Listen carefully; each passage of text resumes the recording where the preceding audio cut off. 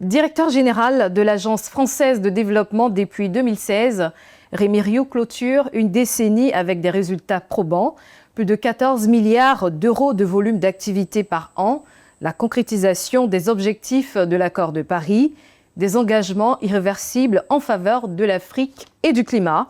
Le bilan de 10 ans à la direction de l'AFD présente une montée en puissance financière d'impact, une réorientation stratégique majeure, mais aussi un regard interrogateur sur l'efficacité et le coût réel des programmes de l'AFD.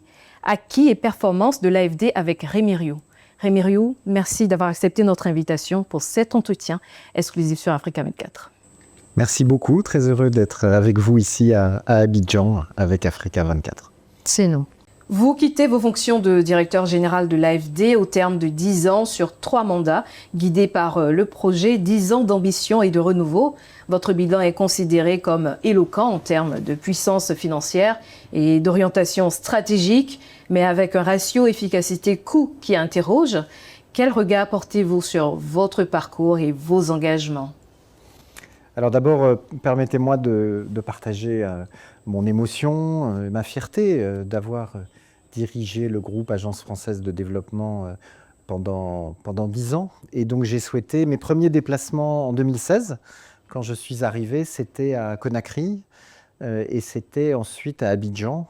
Et donc j'ai souhaité reprendre la route, faire le même chemin pour mon dernier déplacement comme directeur général de l'AFD, à la fois pour rendre hommage à nos partenaires dans ces 2 pays et plus largement à tous nos clients et nos partenaires africains. Et je suis heureux de le faire aussi sur Africa 24, bien sûr, qui apporte un regard africain, qui parle aux Africains. Et devant vos téléspectateurs, je veux aussi rendre des comptes sur ce que nous avons fait depuis 10 ans et le chemin parcouru finalement. On voit d'ailleurs ces 2 pays qui ont beaucoup progressé en 10 ans, en passant par des étapes évidemment très, très différentes et qui leur sont propres. Et puis, pour répondre plus directement à votre question, je crois qu'il faut un petit peu casser cette représentation que le financement du développement serait inutile. Moi, mon expérience depuis 10 ans, et j'étais avec les étudiants de l'INFAS juste avant de vous rejoindre, ces jeunes qui se forment au métier de santé, 60 000 par an maintenant en Côte d'Ivoire, c'est que nos projets, les projets que nous finançons ont de l'impact. On est capable maintenant de mesurer non seulement l'impact qu'on imagine au début du projet, mais l'impact tel qu'il s'est réellement réalisé. Donc voilà, émotion, fierté et sérieux dans le travail. Alors, l'AFD intervient dans près de 160 pays pour mettre en œuvre et accompagner plus de 4000 projets dans le domaine de la transition écologique, l'entrepreneuriat, la santé et la sécurité. Un volume d'activité de plus de 13 milliards d'euros avec des financements se divisant en 2 piliers, notamment 85% de prêts et 15% de dons. Au terme de votre parcours, quel regard portez-vous justement sur les actions de l'AFD ? Alors l'AFD, c'est une vieille maison, elle est née en 1941, fondée par le général de Gaulle, donc toute notre histoire finalement commune s'est accumulée dans cette maison, mais il y a eu, il y a 10 ans, une volonté d'une ambition beaucoup plus forte. C'est né, vous avez raison, de l'accord de Paris sur le climat. Et puis les autorités françaises, je veux saluer en particulier le président de la République Emmanuel Macron, ont souhaité beaucoup plus d'action. Donc l'institution a doublé de taille. Donc vous avez cité le chiffre, on est quasiment à 14 milliards d'euros d'investissement, de financement chaque année. Quand je suis arrivé en 2015, on était à 7. Vous voyez, donc on a vraiment doublé de taille. On a aussi augmenter le nombre de pays dans lesquels on travaille, à peu près 150 maintenant dans le monde.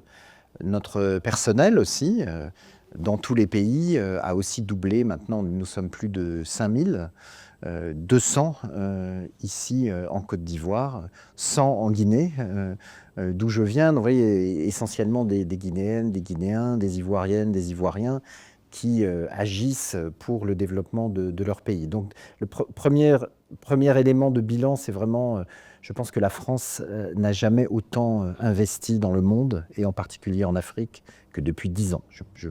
Les chiffres le montrent. On l'a fait de façon, je crois, plus innovante.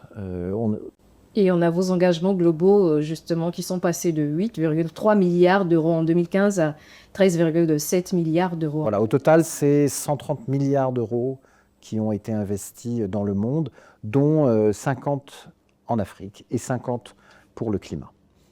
Alors, mettant l'accent sur ces deux pays d'Afrique de l'Ouest, notamment la Guinée, qui enregistre un taux de croissance de 7% en 2025 et qui vise 10% pour les prochaines années, et la Côte d'Ivoire, un taux de croissance de 6,7% en 2025, ont bénéficié justement de la vision Toute Afrique de l'AFD. Quel bilan ici faites-vous de vos engagements ? Alors, Toute Afrique, d'abord, c'était notre stratégie en 2016, quand je suis arrivé. On a dit, en fait, cessons de couper l'Afrique en rondelles. Vous savez, souvent dans les organisations internationales, on isole l'Afrique du Nord et puis ce qu'on appelle l'Afrique subsaharienne. Et donc, c'est une grande violence qui est faite au continent, parce que vous ne pouvez même pas faire des additions, en fait. Donc, vous ne voyez pas, en fait, la taille réelle de l'Afrique, sa taille géographique, bien sûr, si vaste, sa taille économique, sa taille sociale et les enjeux et les richesses qu'elle possède. Donc moi, j'aime pas du tout, je n'aimais pas cette façon de réduire finalement la place de l'Afrique dans le monde. Et donc on a lancé ce mouvement qui s'appelle Toute Afrique. Et on a, voilà, je crois, libéré encore une fois beaucoup de forces qui s'appliquent ensuite dans certains pays. Et donc si j'ai choisi la Guinée et la Côte d'Ivoire, c'est parce que c'est des pays, vous l'avez dit, qui sont en plein boom en fait, qui frisent ou qui dépassent maintenant les 10% de croissance par an. Il n'y a pas vraiment d'autres pays dans le monde aujourd'hui qui sont sur des rythmes d'augmentation des richesses aussi forts que ces pays du golfe de Guinée. Donc évidemment, quand vous développez à ce rythme, ça crée énormément de tensions, et il faut des politiques publiques, des investissements structurants et beaucoup d'attention pour les inégalités, pour ne pas détruire la nature.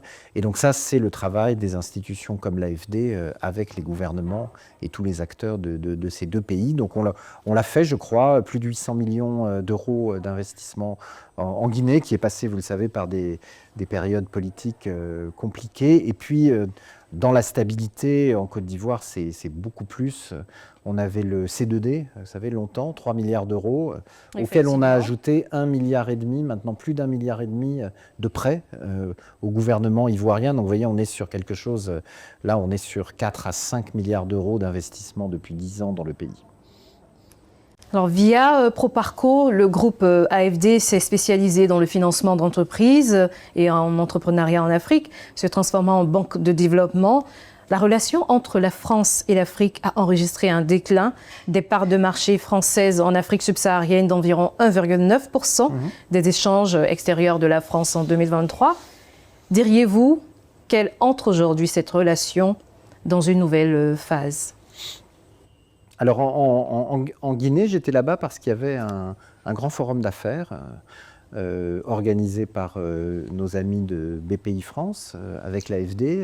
Et il y avait, j'ai été frappé, beaucoup d'entreprises, beaucoup de nouvelles entreprises aussi françaises qui s'intéressent maintenant au marché guinéen en explosion.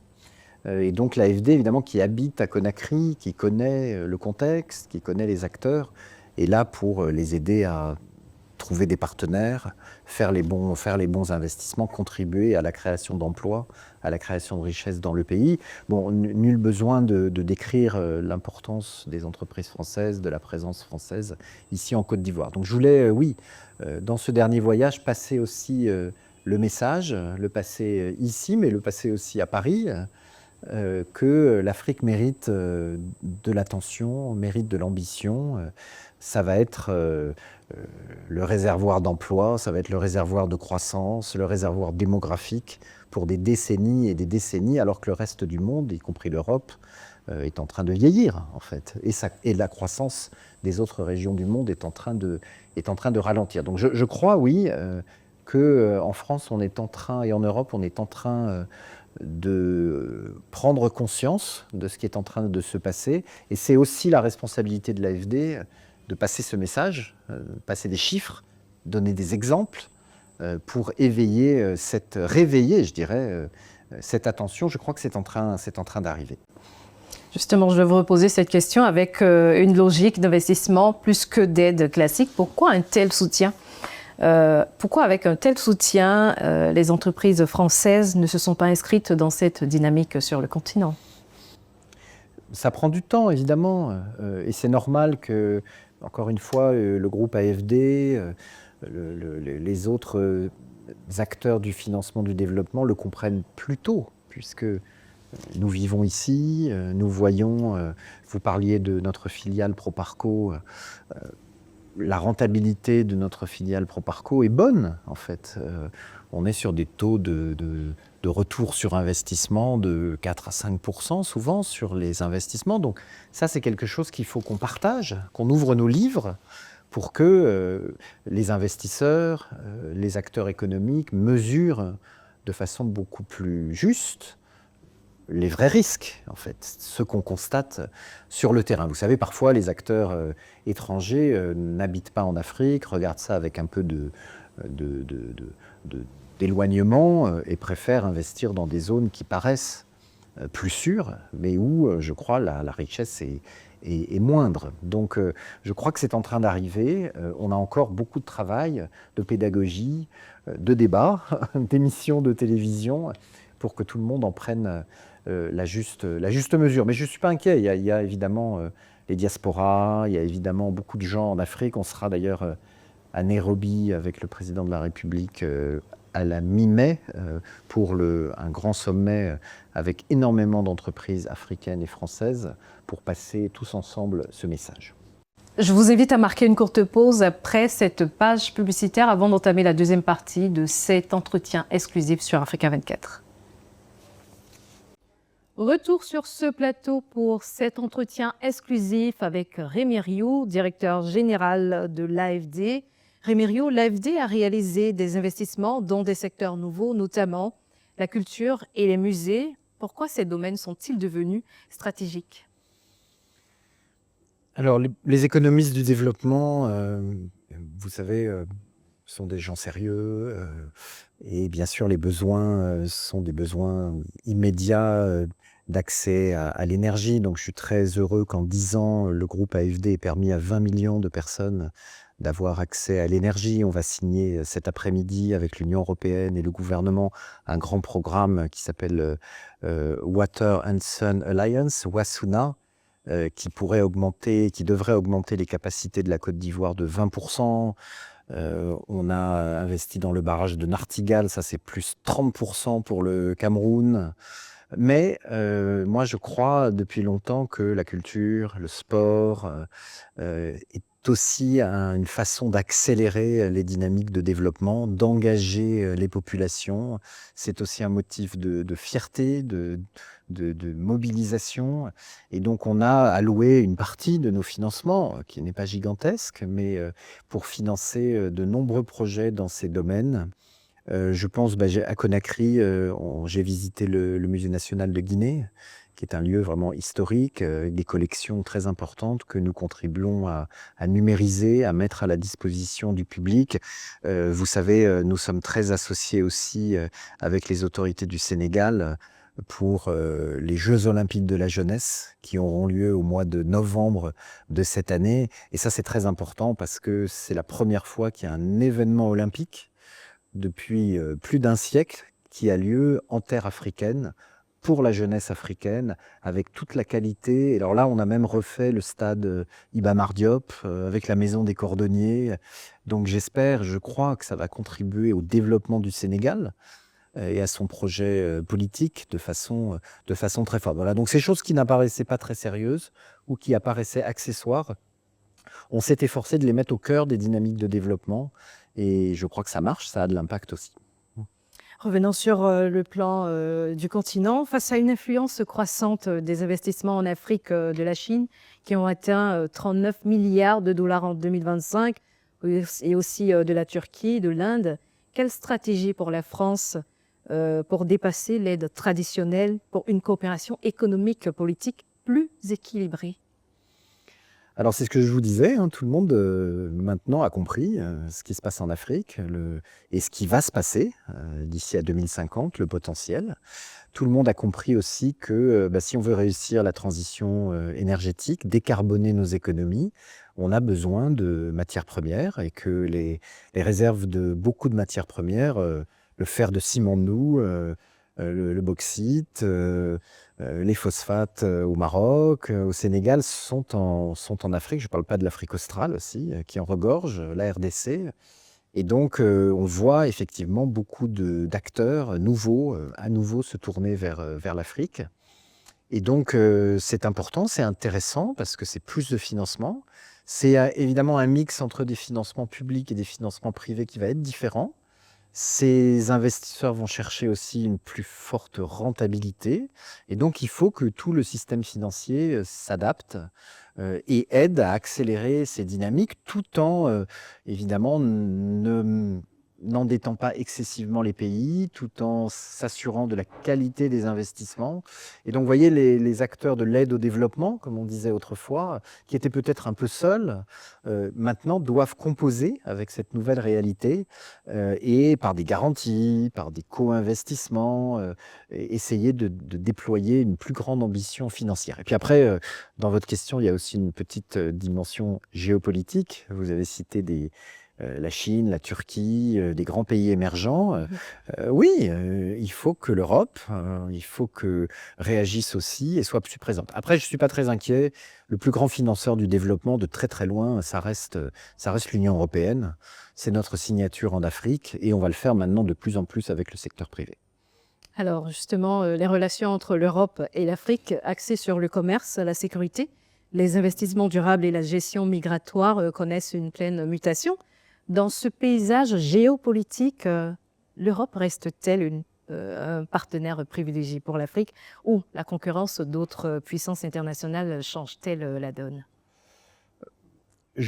Pas d'exclusivité, évidemment, mais l'Europe reste, je viens de le dire, la plus ambitieuse. Vous savez, la Commission européenne a proposé au mois de juillet dernier de doubler le budget pour la coopération internationale, dans un moment où, vous savez, beaucoup de pays et l'aide au développement elle-même est en train de baisser de quelque chose comme un quart. Hein. On est sur des phénomènes très environ 60 structurels. milliards de dollars. Hein. L'aide est montée jusqu'à près de 250. Et puis, avec la guerre en Ukraine, avec les soucis budgétaires de beaucoup de pays, avec les décisions qu'a prises le président Trump aux États-Unis, on voit les volumes, en particulier les volumes vers l'Afrique, baisser. Ce qui ne baisse pas, c'est l'Union européenne. Et notamment la Commission européenne, qui était d'ailleurs à Abidjan pour parler de mobilité hier et aujourd'hui. Et les projets que nous signons sont toujours maintenant quasi systématiquement avec aussi de l'argent européen. Donc je veux saluer cette belle ambition. Et puis vous savez, hein, l'Europe du développement, c'est un élément consubstantiel du projet européen. C'était là en 1958 quand l'Union européenne s'est créée. C'est toujours là en 2025. Évidemment, avec les préoccupations du moment qui sont devenues un peu plus stratégiques, un peu plus business, un peu plus investissement. Et donc l'aide, le financement se transforme, mais il est toujours très présent. Alors, la conférence internationale sur le financement de développement à Séville a marqué un moment fort de dialogue et de mobilisation collective en faveur du modèle d'investissement inclusif et durable.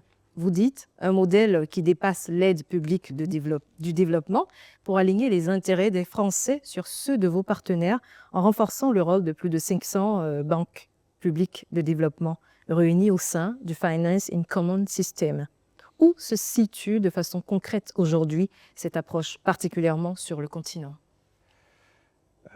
Bon, l'aide au développement a été très utile. Elle exprime toujours d'ailleurs la solidarité, l'engagement, la générosité du peuple français en particulier ou dans d'autres pays. Comme je vous l'ai dit, face aux défis devant nous, elle est insuffisante. Il faut plus de financement et il faut plus d'investissement. Et donc on est dans ce moment de redéfinition, à la demande des pays eux-mêmes d'ailleurs, qui attendent ces investissements. Et donc pour exprimer ça, donc c'était très clair dans la réunion des Nations Unies que vous avez citée l'année dernière à Séville. Nous avons travaillé depuis maintenant 5 ans à rassembler, c'est ça le mouvement FIX, Finance en commun, toutes les banques publiques de développement, c'est-à-dire ces institutions financières, publiques, qui sont capables de financer ce que le secteur privé ne va pas financer, mais qui sont aussi capables d'accélérer les financements privés. Vous en avez une très célèbre ici à Abidjan. Justement, quelle est la synergie Donc, ça, c'est avec la la Banque collaboration africaine de avec développement. la Banque africaine? J'étais ce matin même avec le docteur Sidi Oulta, son nouveau président. Vous avez aussi, vous savez, la Banque mondiale, mon ami Maktar Diop, le président de la Société financière internationale, la SFI. Mais ce qui est très intéressant, c'est que vous en avez aussi des institutions financières de ce type au niveau national. Vous en avez en Ouganda, au Sénégal, au Maroc, en Afrique du Sud. Et puis vous en avez aussi au niveau sous-régional. Je pense à mon ami Serge Ekoué, à la BOAD, ici en Afrique de l'Ouest. Donc ce qu'on a fait, c'est les inviter toutes et réfléchir à l'échelle de ces 550 banques publiques de développement dans le monde. Rien qu'en Afrique, vous en avez une centaine. Et donc se demander quelle est la bonne architecture, quelle est la division du travail aussi entre celles qui sont sur le terrain dans les pays et celles qui sont avec une vision régionale ou une vision plus internationale. Et aussi, s'agissant de l'AFD, comment un partenaire français peut venir interagir, compléter les interventions. Et ça marche bien, en fait. Cette discussion est très intéressante et je crois qu'elle est à l'échelle des problèmes auxquels nous faisons face. Pour revenir à l'aide publique au développement, qui avait atteint un sommet historique après 2015, culminant à 225 milliards de dollars par an, est confronté à un recul d'environ 60 milliards de dollars par des mutations politiques et idéologiques majeures. Est-ce ici la fin d'un modèle de développement conçu il y a plus de 50 ans? En tout cas, le cadre qui avait été fixé dans les années, vous avez raison, dans les années 1960, au lendemain des indépendances, qui a été mis dans des règles, dans des principes à l'OCDE, à Paris, il est toujours là, il rend de bons services, mais il doit s'adapter à la nouvelle donne géopolitique. Donc ce serait intéressant que la Chine, la Turquie, le Brésil, les puissances émergentes, l'Inde, viennent dans un cadre commun, transparent, ambitieux. Et puis, il faut qu'elles s'adaptent à une nouvelle donne financière qui est que nous avons besoin d'accélérer, d'augmenter le volume des investissements. Il y a beaucoup d'investisseurs privés, vous savez, qui aimeraient investir en Afrique, mais ils ne connaissent pas bien. Donc, ils voudraient qu'on les garantisse un peu, ils voudraient qu'on partage nos informations, ils voudraient que le climat des affaires s'améliore. Donc, il se passe entre le public et le privé quelque chose de très nouveau depuis, je pense, une dizaine d'années, dont il faut maintenant dire, dont il faut fixer les principes, qu'il faut mesurer. Et ça, c'est la demande des pays, je crois, très forte. Et donc, il faut que la communauté internationale en tire maintenant les conséquences. Donc, je dirais, l'aide publique au développement, l'argent concessionnel, les subventions, les prêts à taux très bas, ça reste très important. Il faut préserver ça. Mais il faut l'imaginer dans un système financier plus vaste qu'il faut ensuite orienter vers les bons investissements et pas vers les mauvais. Pardonnez-moi, moi je reste attaché au climat, à la lutte contre le changement climatique, à la protection de la nature, à la réduction des inégalités. Donc tous les investissements ne se valent pas. Il y a des investissements d'une plus grande qualité. Et donc là, il faut que ce partenariat entre le public et le privé aide à aller dans la bonne direction.